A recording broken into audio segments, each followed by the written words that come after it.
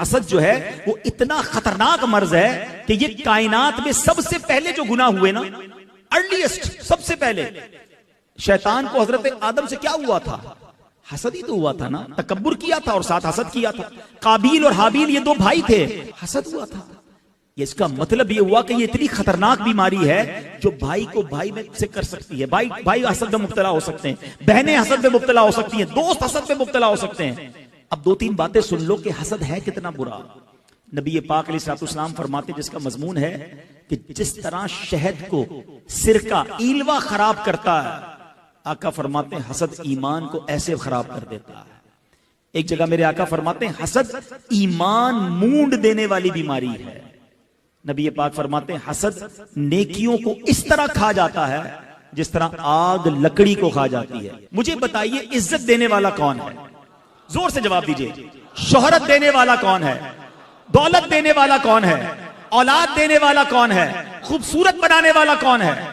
जब सब चीजें देने वाला अल्लाह है तो मैं कौन होता हूं ये एतराज करने वाला कि अल्लाह तूने उसको क्यों दिया?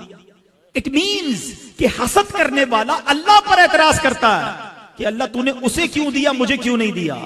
व तुइज़्ज़ु मन तशा व तुज़िल्लु मन तशा, अल्लाह जिसे चाहे इज्जत दे। मैं और आप कौन होते इसमें प्रॉब्लम क्रिएट करने वाले?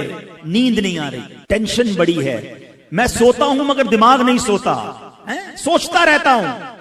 मैं आज मशवरा दे रहा हूं आपको, जिसको ये प्रॉब्लम है ना, चेक कर लो कहीं किसी का हसद तो दिल में नहीं पाल लिया। क्योंकि हसद जो है ना, इसको कहते हैं अंग्रेजी में जेलसी है। ये जिंदगी में भी आपको जलाएगा।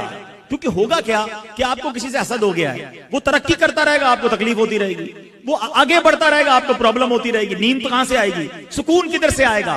वल्लाह, अगर आप सुकून की नींद सोना चाहते हैं, फ्रेश जिंदगी गुजारना चाहते हैं, लोगों का हसद अपने दिल से निकाल लो, सबका भला सोचना शुरू कर दो। बुजुर्ग बड़ी प्यारी बात कहते हैं, सबका भला, सबकी खैर, सबके भले में अपनी खैर। आप लोगों का भला करें, लोगों का अच्छा सोचें। किसी को तरक्की मिलती है तो क्यों प्रॉब्लम होता है? अल्लाह दे रहा है, अल्लाह या अल्लाह उसे भी दे, मुझे भी अता कर दे। उसके खजानों में तो कमी नहीं है ना।